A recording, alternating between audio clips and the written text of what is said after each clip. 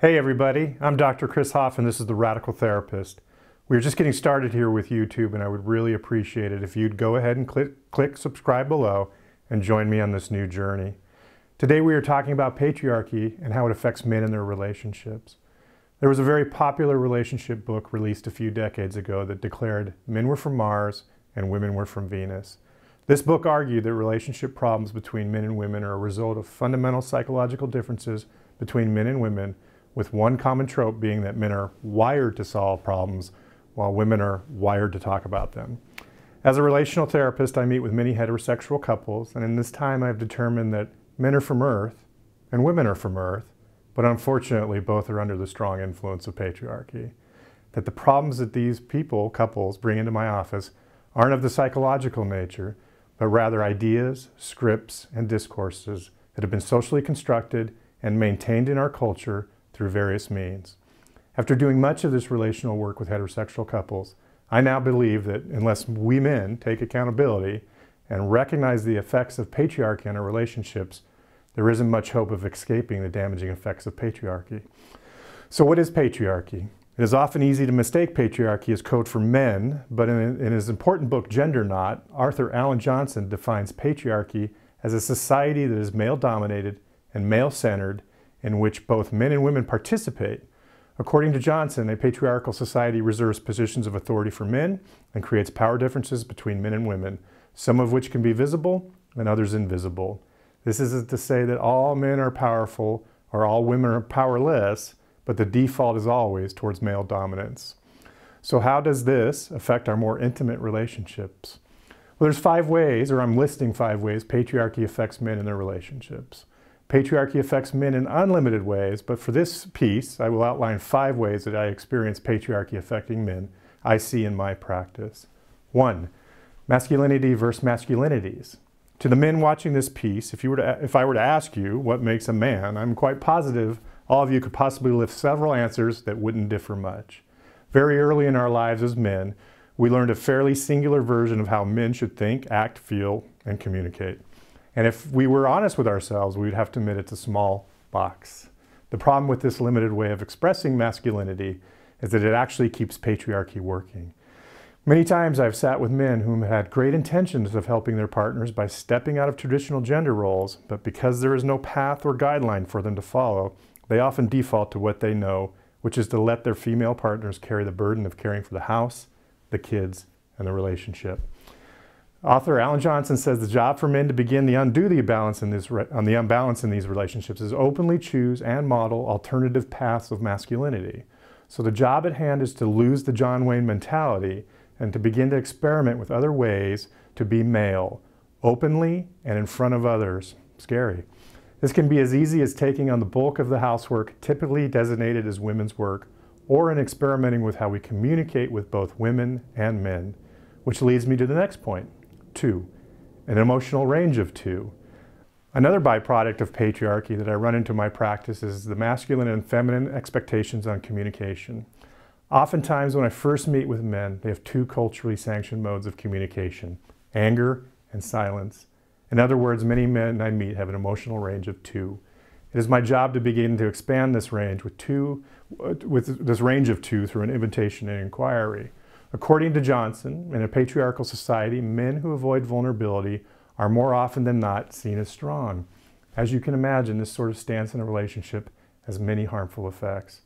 A lot of my work in these situations is to begin to flip the script that showing no emotion is strength, and then undermine patriarchy's influence by helping men to measure themselves against the idea that emotional risk-taking is courageous. Because as Johnson details, if this script stays the same, then men can continue to think of themselves as courageous and manly without having to see their lack of courage for what it is. Number 3, accountability-free relationships.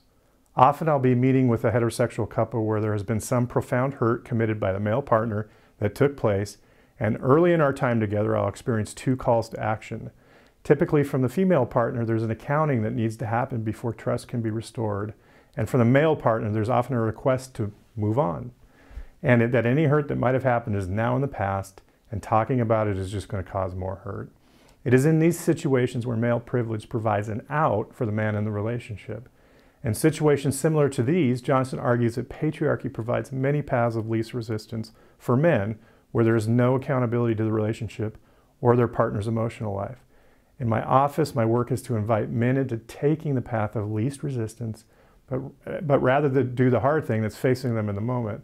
Some of these hard things could be to listen intently to what is being said without defending or denying, taking it seriously, and taking responsibility to do something about it, even when you might not have to.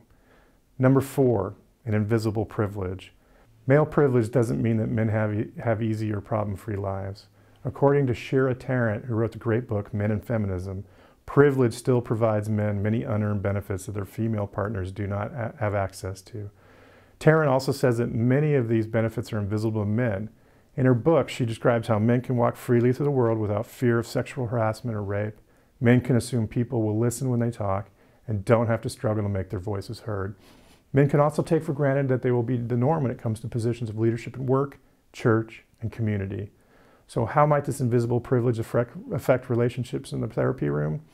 Well, it's often the case that privilege begets more privilege. And because men have this kind of access in the workplace and larger community, often their female partners are asked to carry the load of career, community, and home sacrifices. So if the hope for the relationship is more mutuality and equity, until this individual privilege is made visible, there's little hope of that happening. And finally, 5, relationships with other men. One thing I came to quickly learn in my time as a therapist working with all sorts of folks is no matter what the problem, it grows in isolation. And in many cases, the group I see experiencing the most isolation is men. I think this problem of isolation is directly connected to patriarchy and its effect on relationships men have with other men. In his book, Johnson says that men's reluctance to open themselves up fully to vulnerability or alternative masculinities is based far more on fear of being vulnerable to other men or being seen as insufficiently manly than on worries about how they may be viewed by women. Once again, I blame John Wayne. This iconic figure of rugged individualism and appropriate manliness, born out of Western culture and sustained by modern media, has isolated many and has not told the real story of how men really thrive. Often my job is to link men's lives to the men who may support other ways of being in the world as a man. Sometimes these men are hard to find, but it doesn't mean we give up. I am hopeful that more and more men are willing to do the small, hard things and take responsibility for our unearned privilege. Men who are struggling deserve our care and concern. How do we support each other as men in stepping off the path of least resistance toward the harder but more rewarding road less traveled? I will hope you will join me in reflecting on ways patriarchy undermines our relationships and how we in turn may join together as men and take on patriarchy's effects on our relationships through cooperation, social support, and standing together. Many small acts together can have a profound impact on our lives, relationships, and families. And one small act to start would be to read the great book that I mentioned. And thanks for watching.